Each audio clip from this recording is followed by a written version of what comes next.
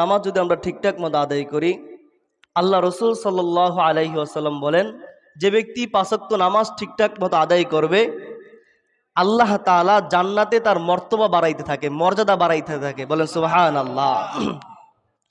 আল্লাহ রসুলের একজন গোলাম ছিল, তার নাম ছিল সাউবান। কি নাম বলেন? সাউবান রাদিয়াল্লাহু তাআলা আনহু। আমাদের সমাজের বাচ্চাদের আমরা নাম রাখি পল্টু, বল্টু, কত ধরনের নাম আমরা রাখি, ঠিক না? কিন্তু সাহাবায়ে কেরামের জীবনী আপনি পড়েন, দেখবেন কত সুন্দর সুন্দর নাম রয়ে গিয়েছে, কত সুন্দর সুন্দর নাম। সেগুলো আমরা রাখি না। নামেরও একটা তাসির আছে। কি আছে বলেন? নামের একটা তাসির, প্রভাব আছে। আপনি যেই নামটা আপনার বাচ্চার রাখবেন, আপনার সন্তানের রাখবেন, ওই নামটার একটা অর্থ আছে, সেই অর্থটা তার উপরে প্রয়োগ করে। সেই অর্থটা তার উপরে কি করে বলেন? প্রয়োগ করে। এজন্য নাম যখন আমরা রাখবো, অবশ্যই উলামায়ে কেরামের সাথে পরামর্শ করে সুন্দর নাম রাখার চেষ্টা করবো ইনশাআল্লাহ। তো আল্লাহ রসুলের গুলাম সাউবান রাদিয়াল্লাহু তাআলা আনহু থেকে বর্ণিত, তিনি বলেন, আল্লাহ রসুল সাল্লাল্লাহু আলাইহি ওয়াসাল্লাম থেকে আমি বলতে শুনেছি, আল্লাহ রসুল বলেছেন, অর্থাৎ তিনি আল্লাহ রসুলকে জিজ্ঞাসা করেছিলেন যে আপনি আমাকে এমন একটা আমল শিখিয়ে দেন, যে আমলটা করলে আমি সহজেই জান্নাতে প্রবেশ করতে পারি। বলেন সুবহানাল্লাহ।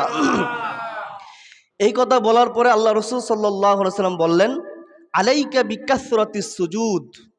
আল্লাহ রসুল বললেন, আলাইকা বিকাসরাতিস সুজুদ, তুমি যদি সহজে জান্নাতে যেতে চাও, তো তোমার জন্য একটি আমলই আমি বলে দিচ্ছি, সেটা হচ্ছে তুমি বেশি বেশি সিজদা করো। বলেন সুবহানাল্লাহ। অর্থাৎ বেশি বেশি নামাজ আদায় করো। বেশি বেশি কি বলেন? নামাজ আদায় করো। আল্লাহ রসুল হাদিসের পরের অংশে বলেন, ফা ইন্নাকা লান তাসজুদা লিল্লাহি সিজদা। কারণ আল্লাহ নবী বলেন, তুমি যদি একটা সিজদা আল্লাহ তাআলাকে করো, তোমার এই কপালটাকে যদি আল্লাহ তাআলার কুদরতি পায়ের নিচে শুধুমাত্র একটা সিজদা দাও, আল্লাহ রসুল বলেন, ইল্লা রাফাকাল্লাহু বিহা দারজা। এই একটা সিজদার মাধ্যমে, এই একটা সিজদার কারণে আল্লাহ তাআলা জান্নাতে তোমার মর্তবা, তোমার মর্যাদা বাড়াইতেই থাকবেন। বলেন সুবহানাল্লাহ। এই জন্য আল্লাহ রসুল বললেন, যদি তুমি জান্নাতে যেতে চাও আমার গোলাম সাউবান, তাহলে তুমি বেশি বেশি নামাজ আদায় করো। বেশি বেশি কি আদায় করার জন্য বলছে বলেন? নামাজ। কিন্তু সেই নামাজ আমরা পড়ি না, 2 ওয়াক্ত, 1 ওয়াক্ত, 3 ওয়াক্ত, এছাড়া আমরা নামাজের মধ্যে নাই, ঠিক কিনা বলেন? তো জান্নাতে যেতে হলে কি করতে হবে বলেন? নামাজ আদায় করতে হবে। 9 নম্বর উপকারিতা, যদি আমরা নামাজ আদায় করি, আমাদের উপকারিতা আল্লাহ রসুল সাল্লাল্লাহু আলাইহি ওয়াসাল্লাম বলেন, 9 নম্বর উপকারিতা সম্পর্কে আল্লাহ রসুল বলেন, তো জান্নাতের মধ্যে কোনো ব্যক্তি যদি 5 ওয়াক্ত নামাজ ঠিকঠাক মতো আদায় করে, প্রত্যেক ওয়াক্ত নামাজের জন্য আল্লাহ তাআলা জান্নাতে আমার আপনার জন্য, নামাজির জন্য মেহমানদারি ব্যবস্থা করে রেখেছেন। বলেন সুবহানাল্লাহ। আল্লাহ রাসূল সাল্লাল্লাহু আলাইহি ওয়াসাল্লাম বলেন, বুখারী শরীফের 662 নম্বর হাদিসের মধ্যে বলেন, মান কদা ইলাল মসজিদে আও রাহা আ'আদাল্লাহু লাহু ফিল জান্নাতি নুজুলা কুল্লামা গদা আও রাহা। আল্লাহ নবী সাল্লাল্লাহু আলাইহি ওয়াসাল্লাম বলেন, কোনো ব্যক্তি যদি সকাল থেকে সন্ধ্যা পর্যন্ত 5 ওয়াক্ত নামাজ যদি সে মসজিদের মধ্যে আদায় করে, আল্লাহ রাসূল বলেন, আ'আদাল্লাহু লাহু ফিল জান্নাতি নুজুলা, প্রত্যেক ওয়াক্ত নামাজের জন্য প্রত্যেকবার আল্লাহ তাআলা জান্নাতের মধ্যে ওই নামাজি ব্যক্তির জন্য খাবারের ব্যবস্থা করে রাখেন, মেহমানদারির ব্যবস্থা করে রাখেন। বলেন সুবহানাল্লাহ। কুল্লামা গদা আও রাহা, আল্লাহ রাসূল বলেন, সে যতবার মসজিদে নামাজ পড়বে, সে যতবার মসজিদের মধ্যে আসবে, আল্লাহ তাআলা প্রত্যেকবারের জন্য, প্রত্যেক ওয়াক্তের জন্য জান্নাতের মধ্যে মেহমানদারির ব্যবস্থা করে রেখেছেন। বলেন সুবহানাল্লাহ। এই জন্য নামাজিরা জান্নাতে খাবে, আর নামাজি যারা আছে তারা জাহান্নামে, ওই নামাজি ব্যক্তিদের যারা বেনামাজি ছিল তাদের পুজ গোলানো রক্ত সেগুলো পান করবে। বলেন নাউজুবিল্লাহ। এখন আপনারা বলেন, আপনারা কি জান্নাতে মেহমানদারি হতে চান নাকি জাহান্নামে পুজ খাইতে চান? জান্নাতে যেতে চান তো? জান্নাতে যদি যেতে চান তাহলে নামাজ অবশ্যই বাধ্যতামূলক পড়তে হবে। 8 নম্বর বলা হলো, 8 নম্বর উপকারিতা আল্লাহ রসুল বললেন, কোনো ব্যক্তি যদি 5 ওয়াক্ত নামাজ ঠিকঠাক মতো আদায় করে, তো আল্লাহ তাআলা জান্নাতের মধ্যে মেহমানদারির ব্যবস্থা করে রাখেন। 9 নম্বর, 10 নম্বর আল্লাহ রসুল সাল্লাল্লাহু আলাইহি ওয়াসাল্লাম বলেন, আমরা দেখা গিয়েছে অনেক সময় নামাজ পড়ার জন্য বসে থাকি না, নামাজের অপেক্ষায় বসে থাকি কিনা? মনে করেন যে জোহরের নামাজ ১:৩০টায়, অনেক সময় আমরা 10 মিনিট 15 মিনিট 20 মিনিট আগে এসে বসে থাকি, ঠিক না? নামাজের জন্য 10 মিনিট 15 মিনিট আমরা অপেক্ষা করি। আবার অনেক সময় নামাজ শেষ করে আমরা মুসল্লার মধ্যে বসে, মসজিদের মধ্যে বসে জিকির আজকার করতে থাকি, সুবহানাল্লাহ, আলহামদুলিল্লাহ। অথবা আমরা এমনিতেই বসে থাকি, থাকি কিনা বলেন? থাকি কিনা বলেন? আল্লাহ রসুল বললেন, যে সমস্ত মুসল্লি নামাজের আগে অথবা নামাজের পরে মসজিদের মধ্যে বসে থাকবে, সে বসে যদিও কোনো ইবাদত না করে, তারপরও ফেরেশতারা তার জন্য 2টি দোয়া করতে থাকেন। বলেন সুবহানাল্লাহ। আল্লাহর হাবিব সাল্লাল্লাহু আলাইহি ওয়াসাল্লাম বলেন, বুখারী শরীফের 2119 নম্বর হাদিসের মধ্যে বলেন, আল মালাইকাতু তুসাল্লি আলা আহাদিকুম। আল্লাহ নবী বলেন, সমস্ত ফেরেশতারা তোমাদের মধ্যে যারা মুসল্লি তাদের উপরে তারা দুরূদ পড়তে থাকে। বলেন সুবহানাল্লাহ। আল্লাহ নবী বলেন, মা দামা ফি মুসাল্লাহু মা লাম ইহদিস। সে মুসল্লার মধ্যে তার জায়নামাজের মধ্যে যতক্ষণ সে বসে থাকবে, সে হদসগ্রস্ত হওয়ার আগ পর্যন্ত, অর্থাৎ ওযু চলে যাওয়ার আগ পর্যন্ত, যতক্ষণ সে নামাজের মধ্যে থাকবে, যতক্ষণ সে নামাজ শেষে মুসল্লার মধ্যে বসে থাকবে, আল্লাহ রাসূল বলেন সমস্ত ফেরেশতারা তার জন্য 2টি দোয়া করে। বলেন সুবহানাল্লাহ। আল্লাহ নবী বলেন, আল্লাহুম্মা গফিরিল্লাহু আল্লাহুম্মা আরহামহু। ফেরেশতারা দোয়া করে, ও আল্লাহ, আপনি আপনার এই নামাজি বান্দাকে তার জীবনের সমস্ত গুনাহগুলোকে মাফ করে দেন। 2 নাম্বার দোয়া করে, আল্লাহুম্মা আরহামহু, আল্লাহ তুমি তাকে তোমার রহমতের চাদর দ্বারা তুমি ডেকে নাও। বলেন সুবহানাল্লাহ। এই হাদিস থেকে আমরা স্পষ্ট জানতে পারলাম, কোনো ব্যক্তি যদি নামাজের আগে আসে অথবা নামাজের পরে মুসল্লার মধ্যে শুধু শুধু বসে থাকে, যদিও সে কোনো তাসবিহ পাঠ না করে, যদিও সে কোনো নামাজ না পড়ে, যদিও সে কোরআন তেলাওয়াত না পড়ে, আল্লাহ রাসূল বলেন শুধু এমনি এমনি যদি মসজিদে কেউ বসে থাকে, ফেরেশতারা তার জন্য তার মাগফিরাতের দোয়া করতে থাকে। বলেন সুবহানাল্লাহ। কিন্তু আমাদের অভ্যাসটা কি বলেন? সালাম ফিরানোর পরেই কথা বলে না, সালাম ফিরানোর পরে কি দৌড়। আমার আপনার মাগফিরাতের দরকার নেই, আমরা তো ফেরেশতা মানুষ, তাই না? আমরা তো হলাম এই দুনিয়ার মধ্যে সবচাইতে উত্তম, সবচাইতে ভালো মানুষ। আমাদের তো গুনাহ টুনা নাই, আমাদের তো ওইগুলোর দরকার নাই, তাই না? আমাদের রহমতের কি দরকার, আর আমাদের মাগফিরাতের কি? আমরা তো গুনাহই করি না। এরকম নাকি বিষয়টা? এরকম? আমাদের মতো গুনাহগার এই দুনিয়াতে আগেও ছিল না, পরে আছে কিনা তাও সন্দেহ আছে। আমরা এত পরিমাণ গুনাহ করি। হিসাব করেন আপনি, একদিন আপনি হিসাব করেন, আপনি যখন ঘুমাতে যাবেন খাওয়ার পরে, একদিন আপনি হিসাব করেন যে আপনি কি পরিমাণ গুনাহ করেছেন। দেখবেন তখন আপনার চোখের সামনে সবগুলো ভেসে আসবে, আপনি কি কি গুনাহ করেছেন, আপনি কি কি গুনাহ করেছেন। কিন্তু আমরা এগুলোকে পাত্তাই দিই না, মনে করি যে এটা আমাদের জন্য কোনো কিছু মনেই করি না। অথচ আল্লাহ রসুল বলেছেন, তোমরা মসজিদে বেশি বেশি থাকো, মসজিদে বেশি বেশি যাও। কিন্তু মসজিদে আমরা আসতেই চাই না। এই এখন অনেক অনেক মুসল্লি আসে নাই, আসবে পিছনে বসবে, আবার সালাম ফেরানোর পরেই সাথে সাথে কি দৌড়, সুন্নতও পড়ে না। তো এই হলো আমাদের হালত। এই নামাজ দিয়ে আমরা জান্নাত আশা করি। কি আশা করি বলেন? জান্নাত আশা করি।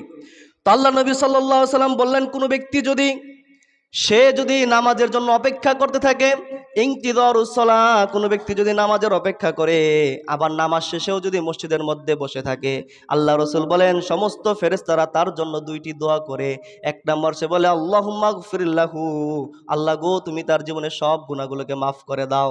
2 নম্বর বলে, আল্লাহুম্মা আরহামহু, আল্লাহ তুমি তাকে রহমতের চাদর দ্বারা তুমি ডেকে দাও। এই জন্য আমাদের নামাজের আগেও আসতে হবে, নামাজের পরেও কিছু সময় মসজিদে বসে থাকতে হবে। ঠিক কিনা বলেন? থাকবো তো আমরা ইনশাল্লাহ? থাকবো তো ইনশাল্লাহ? আল্লাহ তাআলা আমাদেরকে আমল করার তৌফিক দান করেন, বলেন আমিন। আল্লাহ রাব্বুল আলামিন, আল্লাহ রাসূল সাল্লাল্লাহু আলাইহি ওয়াসাল্লাম বলেন 11 নম্বর, আল্লাহ রাসূল সাল্লাল্লাহু আলাইহি ওয়াসাল্লাম বলেন 11 নম্বর ফায়দা, যদি আমরা ঠিকঠাক মতো নামাজ আদায় করি, আল্লাহ রাসূল সাল্লাল্লাহু আলাইহি ওয়াসাল্লাম বলেন যে কিয়ামতের দিন একবার আল্লাহ রাসূল হাদিস বলতেছেন সাহাবায়ে কেরামের মাঝে, যে আমি আমার ভাইদেরকে এখনো দেখি নাই, আমি আমার ভাইদেরকে এখনো দেখিনি। সাহাবায়ে কেরাম প্রশ্ন করলেন, ইয়া রাসূলুল্লাহ, আপনার ভাই বলতে কাদেরকে আপনি উদ্দেশ্য করছেন? আল্লাহ রাসূল বললেন, আমি তো তোমাদেরকে দেখি, আমি তো তোমাদেরকে চিনি, কিন্তু আমার আনেওয়ালা কাল কিয়ামত পর্যন্ত যত উম্মত এই দুনিয়াতে আগমন ঘটবে, তাদেরকে তো আমি দেখি নাই। কিয়ামতের দিন আমি আমার ভাইদেরকে চিনব, আমি অটোমেটিক কিয়ামতের দিন আমি আমার ভাইদেরকে, আমি আমার উম্মতকে চিনে নিব। সাহাবায়ে কেরাম প্রশ্ন করলেন, ইয়া রাসূলুল্লাহ, আপনি তো তাদেরকে দেখেন নাই, আপনি তো তাদেরকে দেখেননি, তো আপনি কিয়ামতের দিন কিভাবে তাদেরকে চিনবেন? বলেন না সুবহানাল্লাহ। আল্লাহ রাসূল সাল্লাল্লাহু আলাইহি ওয়াসাল্লাম সাহাবায়ে কেরামের প্রশ্নের উত্তরে জবাব দিলেন, ও আমার সাহাবীরা শোনো, একটা কালো ঘোড়ার মধ্যে কালো একটা ঘোড়া, যেই ঘোড়ার পুরো শরীরটাই কালো, কিন্তু একটু জায়গার মধ্যে যদি সাদা থাকে, একটু জায়গা যদি ফর্সা থাকে, তুমি বলো ওই ব্যক্তি তার ঘোড়াটাকে চিনবে কিনা, চিনবে কিনা? অর্থাৎ আল্লাহ রসুল বোঝাতে চেয়েছেন অনেকগুলো ঘোড়া, প্রত্যেকটা ঘোড়াই কালো, এই প্রত্যেকটা ঘোড়ার মালিক কিন্তু অনেকেই, কিন্তু আমার ঘোড়ার মধ্যে, আমার ঘোড়াটা যদিও কালো, আমার ঘোড়ার মধ্যে সাদা একটা চিহ্ন রয়েছে। বলেন তো হাজার হাজার লক্ষ লক্ষ কোটি কোটি যদি ঘোড়া থাকে, আমি সেই ঘোড়ার চিহ্ন দেখে চিনব কিনা, চিনব কিনা? আল্লাহ রসুল সাল্লাল্লাহু আলাইহি ওয়াসাল্লাম হাদিসের মধ্যে বলেন, আমার উম্মত ইয়াতুনানা গররা মুহাজ্জালিনা মিনাল উদু। আল্লাহ রসুল বললেন, আমার উম্মত যখন ওযু করে, এই ওযুর চিহ্নগুলো, ওযুর জায়গাগুলো কাল কিয়ামতের দিন নূরে ঝলমল করতে থাকবে। বলেন সুবহানাল্লাহ। আল্লাহ রসুল বললেন, হাজারো মানুষ থেকে কোটি কোটি কাল কিয়ামত পর্যন্ত যত মানুষ আসবে, সমস্ত মানুষের মধ্যে আমার উম্মত যারা ওযু করে নামাজ আদায় করেছে, ওই ওযুর জায়গাগুলো তারা নূরে যখন ঝলমল করতে থাকবে, আমি চিনে নিব যে এটাই হলো আমার উম্মত। বলেন সুবহানাল্লাহ। এজন্য সম্মানিত মুসলিম কারাম, নামাজ ছাড়া, ওযু ছাড়া মুসলমানদের কোনো পরিচয় হইতে পারে না। নামাজ ছাড়া, ওযু ছাড়া আল্লাহ তাআলাও কাল কিয়ামতের দিন আপনাকে চিনবেন না। নামাজ ছাড়া, ওযু ছাড়া রাসূলুল্লাহ সাল্লাল্লাহু আলাইহি ওয়াসাল্লামও কাল কিয়ামতের দিন চিনবেন না।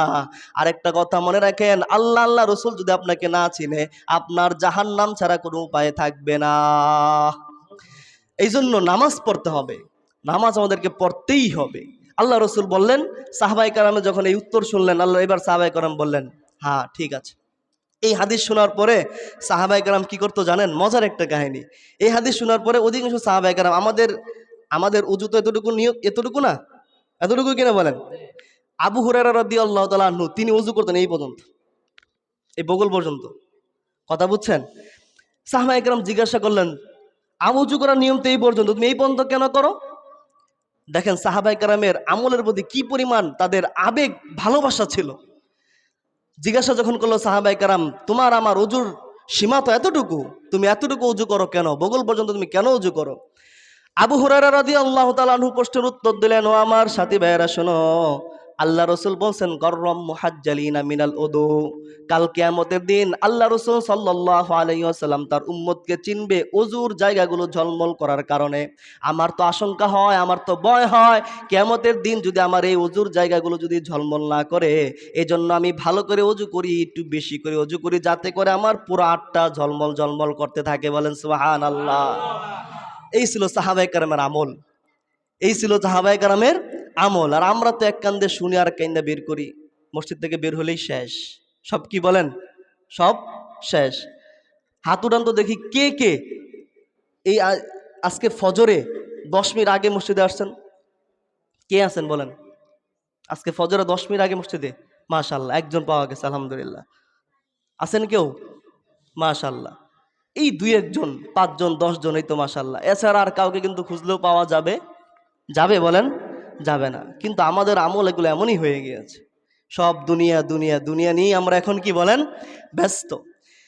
যাই হোক, আল্লাহ রসুল সাল্লাল্লাহু আলাইহি ওয়াসাল্লাম এর পরের হাদিসের মধ্যে বলেন, কোনো ব্যক্তি যদি ঠিকঠাক মতো অজু করে, আল্লাহ রসুল বলেন, মান তাতাহহারা ফিল বাইতি, কোনো ব্যক্তি যদি ঘরের মধ্যে অজু করে, অর্থাৎ এই হাদিস থেকে বোঝা যায় বাসা থেকে অজু করা আসাটাই কি উত্তম, বাসা থেকে অজু করাটা কি বলেন, উত্তম। আমরা অনেকে, আমাদের বাসা অনেক দূর না, আমরা হেঁটে আসি না মসজিদে, তো হেঁটে আসলেও কিন্তু আমাদের সওয়াব। বলেন সুবহানাল্লাহ। আল্লাহ রাসূল সাল্লাল্লাহু আলাইহি ওয়াসাল্লাম হাদিসের মধ্যে বলেন, মান তাতাহহারা ফিল বাইতি, কোনো ব্যক্তি যদি বাড়িতে অজু করার পর সে আল্লাহ তাআলার জমিনের অসংখ্য মসজিদের মধ্য থেকে কোনো একটা মসজিদের মধ্যে আগমন করে পায়ে হেঁটে, আল্লাহ রসুল বলেন এক একটা পা যখন সে জমিনের মধ্যে ফেলে, এক একটা পাও ফেলার পর যখন সে উঠায়, আল্লাহ তাআলা তার আমলনামা থেকে, তার গুনাহের আমলনামা থেকে একটা একটা করে গুনাহ মুছতে থাকেন। বলেন সুবহানাল্লাহ।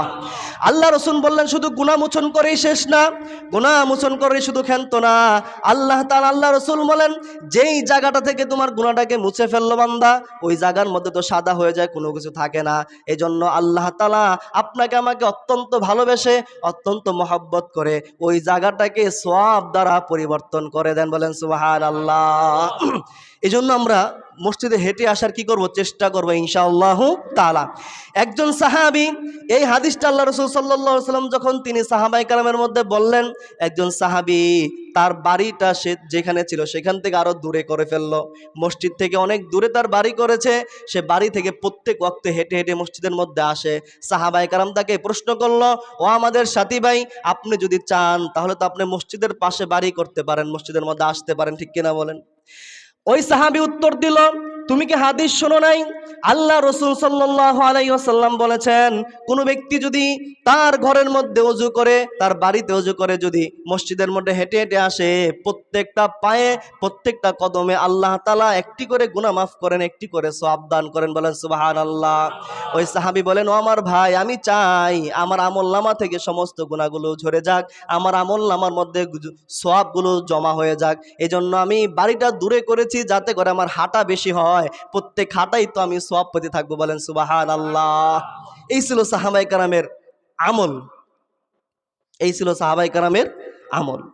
তার বাড়ি সে দূরে করেছে হাদিস শোনার পর। কেন? দূর থেকে আসলে তো আমাদের কদম বেশি পড়বে, তো প্রত্যেকটা কদমই তো আমাদের গুনাহ ঝরবে, একটা করে সওয়াব লেখা হবে। এই জন্য তারা বাড়িটা দূর, বাড়ি পর্যন্ত দূরে নিয়ে গিয়েছেন। বলেন কি পরিমাণ তারা আমল করতো আল্লাহ রাসূলের কথার প্রতি। সুবহানাল্লাহ বলবেন না? একটু জোরে বলেন না সুবহানাল্লাহ। তো এই ছিল সাহাবায়ে কেরামের আমলের ক্যাটাগরি। প্রত্যেকটা হাদিস তার আমল করার জন্য চেষ্টা করত। আর আমি তো আলহামদুলিল্লাহ হাদিসগুলো বলি, বর্ণনা করি, কিন্তু হাদিসগুলো আমল করার চেষ্টা করা।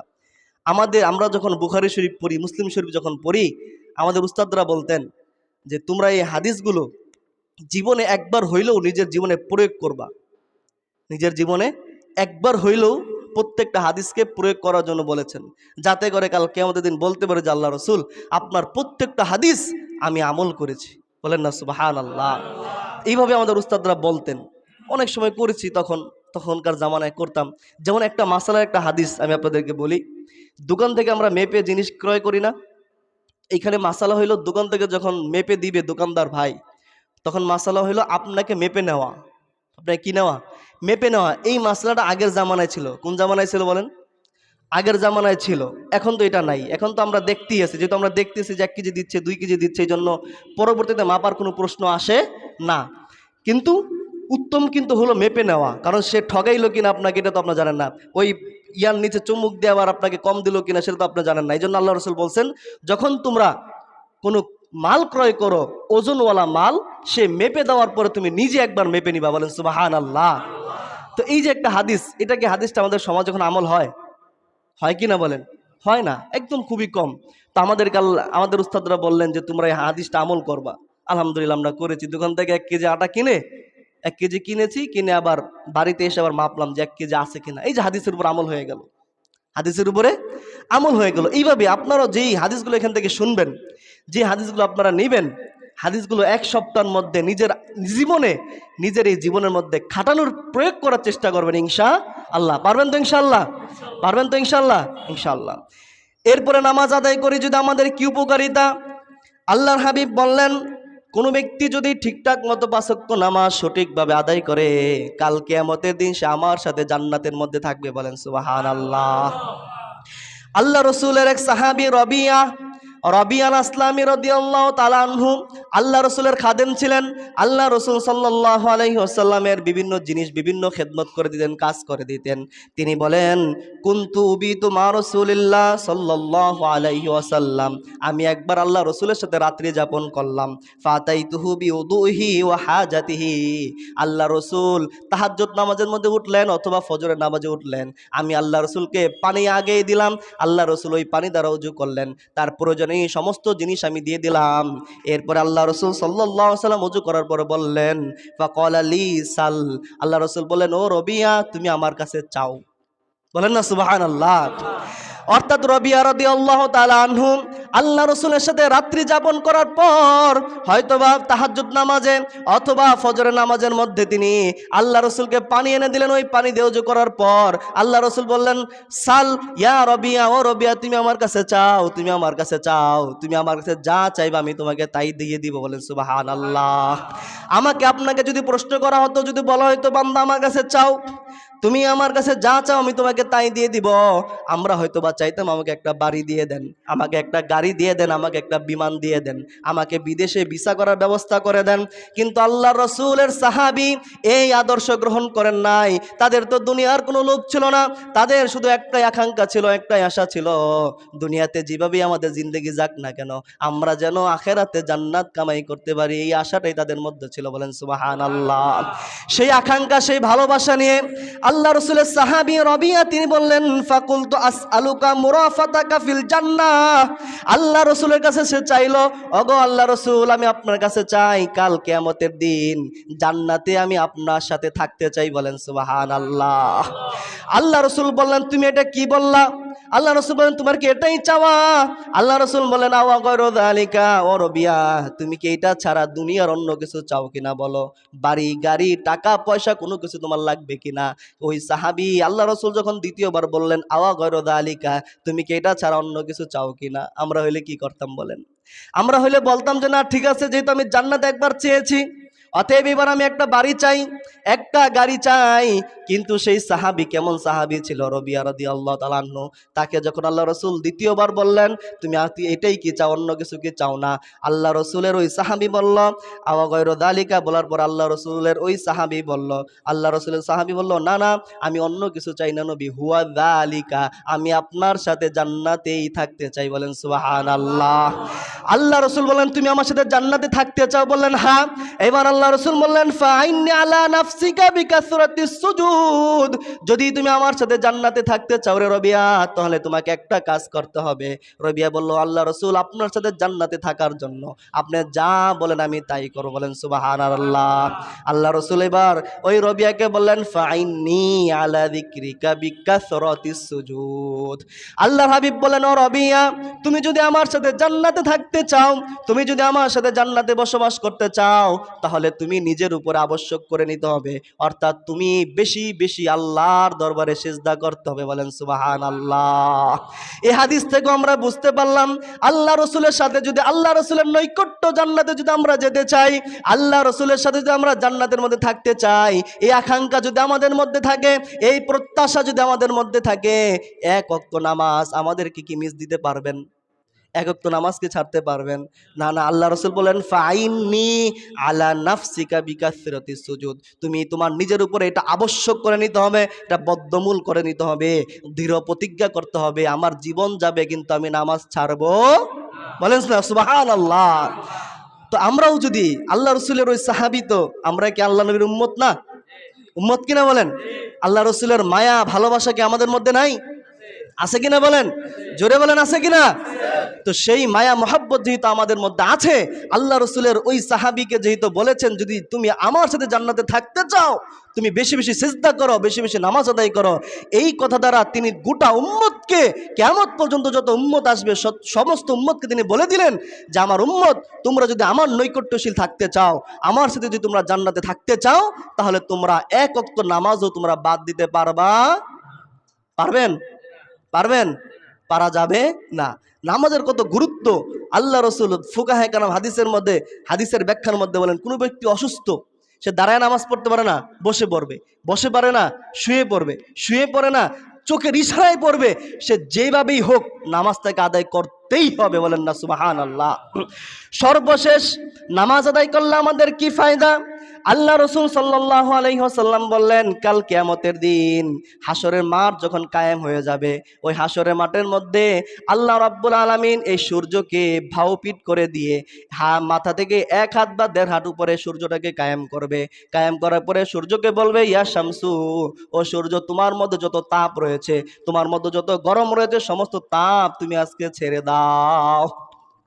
আল্লাহ রসুল বলেন, সেই উত্তপ্ত, সেই গরমের মধ্যে কোনো ব্যক্তির ঘাম হাঁটু পর্যন্ত হয়ে যাবে, কোনো ব্যক্তির গুনাহের কারণে, সেই গরমের কারণে মাথার মগজগুলো গলে গলে সে নিঃশেষ হয়ে যাবে।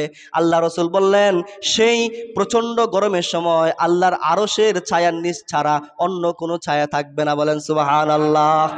আল্লাহ হাবিব সাল্লাল্লাহু আলাইহি ওয়াসাল্লাম বলেন, সেই আরশের ছায়ার নিচে যদি আপনাকে যদি গ্রহণ করতে হয়, যেতে হয়, আল্লাহ রসুল বললেন বেশি বেশি নামাজ আদায় করতে হবে। বলেন সুবহানাল্লাহ। সুবহানাল্লাহ।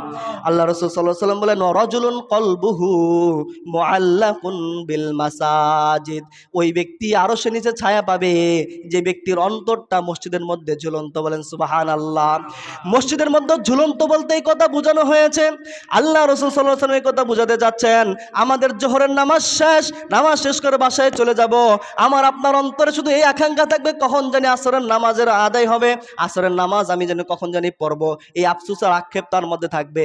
আসর শেষ, আসরের পর আবার সে কাজে লেগে যাবে, কিন্তু তার মনে থাকবে কখন জানি আমি মাগরিব পড়ব, মাগরিব শেষ, তার মনে আবার আকাঙ্ক্ষা থাকবে কখন যে আমি এশা পড়ব, আবার এশা পড়ে সে বাসায় যাবে ঘুমাবে, ঘুমের আগেও তার মনে আকাঙ্ক্ষা থাকবে কখন যে আমি ফজর পড়ব। বলেন সুবহানাল্লাহ।